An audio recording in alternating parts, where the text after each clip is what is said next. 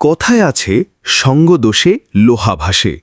সাবেক সামরিক শাসক হুসেইন মোহাম্মদ এরশাদের হাতে গড়া জাতীয় পার্টির অবস্থাও আজ অনেকটা তেমনই। গত ১৬ বছর ধরে আওয়ামী লীগের ছায়াতলে থেকে মেরুদণ্ডহীন ভূমিকা পালন করায় দলটির প্রতি সাধারণ মানুষের ক্ষোভ চরমে পৌঁছেছে। ২০০৮ সালের নবম জাতীয় সংসদ নির্বাচন থেকেই আওয়ামী লীগ নেতৃত্বাধীন মহাজোটে অংশ নেয় জাতীয় পার্টি। সেই নির্বাচনে ২৭টি আসনে জয় পায় তারা। এরপর ২০১৪ সালের বিতর্কিত ও একতরফা নির্বাচনে বিএনপি জামায়াতসহ বড় দলগুলো অংশ না নিলেও জাপা অংশ নেয় এবং ৩৪টি আসন পায়। ওই নির্বাচনে একই সাথে সরকার ও বিরোধী দলের ভূমিকায় থাকায় জাতীয় পার্টিকে তৎকালীন সময়ে গৃহপালিত বিরোধী দল বলা হয়। ২০১৮ সালের রাতের ভোটের নির্বাচনেও আওয়ামী লীগের মহাজোটের শরিক হয়ে মাঠে নামে জাতীয় পার্টি এবং ২২টি আসন লাভ করে। তবে এবার তারা মন্ত্রিসভায় যোগ দেয়নি।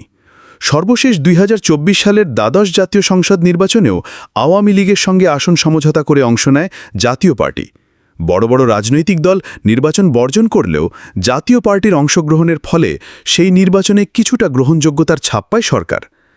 রাজনৈতিক বিশ্লেষকরা বলছেন, আওয়ামী লীগের আমলে জাতীয় পার্টি সংসদে থেকেও জনগণের পাশে দাঁড়ায়নি, বরং ফ্যাসিবাদের সহচর হয়ে সুবিধা নিয়েছে। এই কারণেই আজ তাদের প্রতি জনগণের ক্ষোভ তুঙ্গে। অন্যদিকে জিএম কাদেরের নেতৃত্বে দলটি অতীত ভুলের জন্য ক্ষমা না চেয়ে আবারও আওয়ামী লীগের অন্তর্ভুক্তির ইঙ্গিত দিচ্ছে। সম্প্রতি গণ অভ্যুত্থানে অংশ নেওয়া দলগুলোর সাথে সংঘর্ষেও জড়িয়েছে জাতীয় পার্টির কর্মীরাও। বর্তমানে রংপুর ছাড়া দেশের অন্য সব অঞ্চলে জাতীয় পার্টি কার্যত নিস্তেজ। দলীয় কার্যালয়ে হামলা ভাঙচুর হলেও তেমন প্রতিরোধ দেখা যায়নি। প্রশ্ন উঠেছে, এই বিতর্কিত রাজনৈতিক দলটির ভবিষ্যৎ কি?